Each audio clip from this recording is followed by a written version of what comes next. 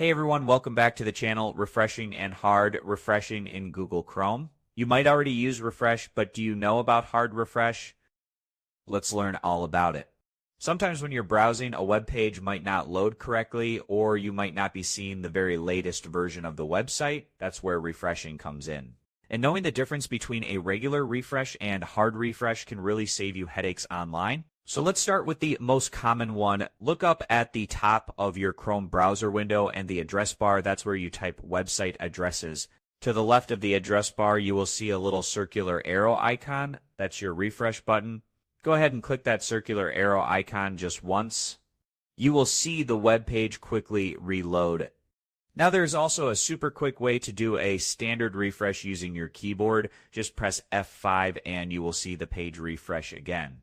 Okay, so that's the regular refresh with browsers like Chrome. If a website has been updated but your browser is still loading an older cached version, you might not see the latest changes. That's when you need a hard refresh.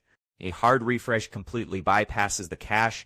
On Windows, hold down both the Ctrl and Shift keys at the same time, and then press the R key and you will perform a hard refresh.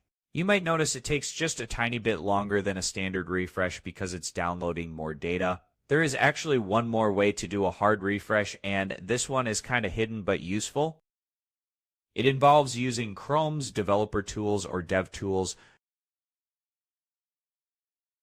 In the menu that pops up, look for Inspect or Inspect Element. Click on Inspect. DevTools will open up as a panel. Look back up as the refresh button in your address bar. Now right-click on the refresh button. You will see a little menu pop up.